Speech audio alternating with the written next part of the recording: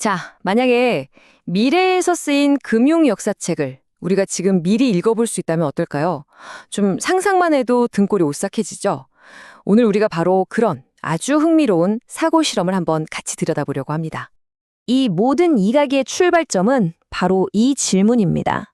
만약 AI에 대한 우리의 희망적인 전망이 계속해서 맞아떨어진다면, 그런데 그 대단한 성공이 오히려 우리를 파멸로 이끈다면 어떨까요? 바로 이 역설적인 가능성을 지금부터 파헤쳐 보겠습니다. 물론 시작하기 전에 이거 하나는 분명히 해야겠죠.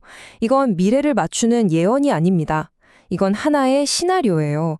AI가 눈부시게 성공했을 때 과연 어떤 잠재적인 위험이 생길 수 있을까? 그걸 탐구하기 위해 만든 일종의 경고장 같은 거죠. 이 가상의 미래는 정말 충격적인 숫자 하나로 시작됩니다. 2028년 6월 실업률이 무려 10.2%에 도달합니다. 그리고 동시에 주식시장은 그야말로 대혼란에 빠져 있습니다. S&P 500 지수가 최고점 대비 무려 38%나 폭락한 상태예요. 아니, 도대체 어떻게 이 가상의 미래는 불과 2년이라는 짧은 시간 만에 이렇게까지 심각한 위기를 맞게 된 걸까요? 그 문제의 한가운데에는 유령 GDP라는 이름부터가 좀 섬뜩한 개념이 자리 잡고 있어요. 이게 뭐냐면 AI가 어마어마한 부를 만들어내긴 하는데 그 돈이 우리 사람들 지갑으로 들어오는 게 아니라 그냥 기계들 사이에서만 빙빙 도는 거예요. 그러니까 통계상으로 경제는 분명히 성장하는데 정작 우리는 점점 더 가난해지는 그런 기이한 현상을 말하는 거죠. 메모를 보면 이 거대한 연쇄 반응은 사실 꽤 예상 가능한 곳에서 시작됐다고 합니다. 네, 바로 소프트웨어 산업입니다. AI의 코딩 능력이 그야말로 폭발적으로 발전하면서 기업들이 더는 비싼 돈 주고 소프트웨어를 살 필요가 없어진 겁니다. 왜냐? 훨씬 저렴한 비용으로 AI한테 이거 만들어줘 하고 시키면 몇 주 만에 뚝딱 만들어내니까요. 당시 한 대기업 구매 담당자가 남긴 이 말이 그 충격을 아주 잘 보여줍니다. 30%나 할인받고 갱신했어요. 그나마 이건 운이 좋은 편이었죠. 이 말의 진짜 의미는 기존 소프트웨어 기업들의 사업 모델 자체가 완전히 무너져 내리고 있었다는 뜻입니다. 그런데 소프트웨어 시장의 붕괴는 정말 시작에 불과했습니다. 이 파괴적인 힘은 곧 기술 산업이라는 울타리를 넘어서 우리 일상의 모든 곳으로 순식간에 퍼져나가기 시작하죠. 위기는 바로 중개업이라는 것들을 해체하면서 걷잡을 수 없이 커졌습니다. 그러니까 인간의 의사결정 과정에 있는 여러 불편함, 귀찮음, 비효율성 같은 것들 있잖아요. 거기서 이익을 얻던 사업들이 그냥 순식간에 무너져 내린 겁니다. 이 표를 보면 인간과 AI의 차이가 극명하게 드러나죠. 우리는 충동적으로 물건을 사기도 하고 귀찮으니까 그냥 좀 더 비싼 가격을 받아들이기도 하잖아요. 그런데 AI 에이전트는 그런 게 전혀 없습니다. 24시간 내내 단 1초도 쉬지 않고 오직 최고의 가격과 최적의 조건만을 찾아냅니다. 이런 엄청난 변화는 결국 소비자의 관성이나 습관 같은 일종의 보호막 뒤에 안주하던 수많은 산업들의 기반을 송두리째 흔들어 버렸습니다. 자, 이렇게 현실 세계가 무너지기 시작하니까 노동시장에서는 정말이지 강력하고도 아주 위험한 악순환의 고리가 만들어지기 시작했습니다. 바로 이 지점에서 위기의 핵심 엔진이 뭔지 드러납니다. 자, 보세요.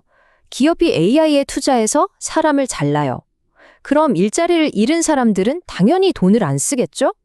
그러면 기업은 또 이익을 지키려고 AI에 더 많이 투자하고 사람을 더 많이 자릅니다. 이게 계속 반복되는 거예요. 그야말로 브레이크가 고장난 악순환의 고리, 바로 그 자체인 거죠. 메모에 나온 구체적인 사례는 더 끔찍합니다. 고액 연봉을 받던 전문가가 하루아침에 일자리를 잃고 저임금, 기경제로 내몰리는 거예요. 근데 여기서 끝이 아닙니다. 이 사람이 시장에 들어오면서 기존에 있던 긱 노동자들의 임금까지 같이 떨어뜨리는 거죠. 한 사람의 추락이 시장 전체를 끌어내리는 겁니다. 이제 이야기는 고용위기가 어떻게 특정 분야의 문제를 넘어서 금융 시스템 전체를 위협하는 전면적인 위기로 번져나갔는지로 넘어갑니다. 2027년에 벌어진 이 일련의 사건들을 보세요. 이 사건들은 금융 시스템 전체가 화이트 칼라 계층은 언제나 안정적일 것이다 라는 단 하나의 가정 위에 세워진 아주 위태로운 카드집이었다는 걸 똑똑히 보여줬습니다. 당시 한 금융 전문가는 이 상황을 이렇게 표현했습니다. 화이트 칼라 생산성 성장에 대한 상호 연관된 베팅의 데이지 체인. 이게 무슨 말이냐면 사실상 모두가 화이트 칼라의 소득은 절대 무너지지 않아 라는 단 하나의 바구니에 모든 달걀을 담아두고 있었던 셈이죠. 그리고 이 모든 것은 결국 가장 근본적이고 무서운 질문으로 이어졌습니다. 미국 금융 시스템의 13조 달러짜리 기반 자체를 흔드는 질문이었죠. 바로 신용 등급이 가장 높은 사람들의 주택담보대출조차 과연 안전하다고 할 수 있는가 하는 질문입니다. 이 메모의 결론은 이 섬뜩하기만 한 미래 시나리오를 다시 우리의 현재, 바로 지금 이 순간으로 소환합니다. 이 그래프가 모든 걸 말해주죠. 나라 전체가 번 돈에서 우리 노동자들에게 돌아가는 몫이 그야말로 붕괴하는 모습을 보여주고 있습니다. 수십 년간 아주 서서히 진행되던 하락세가 AI 시대를 맞이하자마자 불과 4년 만에 벼랑 끝으로 내몰린 겁니다. 하지만 메모는 한 줄기 희망의 끈을 놓지 않습니다. 앞으로 나아갈 길은 분명히 존재한다고요. 다만 그 혼란스러운 전환기를 무사히 헤쳐나가는 건 기계가 해줄 수 있는 일이 아니라 오직 우리 인간의 독창성과 정치적인 의지에 달려있다고 강조합니다. 그리고 이 메모는 우리에게 마지막 질문을 던지며 끝을 맺습니다. 이 미래는 아직 확정된 것이 아니라고. 옛날 광부들이 데리고 들어갔던 탄광 속 카나리아는 아직 살아있고 그 노래로 우리에게 경고하고 있다고 말이죠. 자, 우리는 지금 그 경고에 귀를 기울여야 할까요?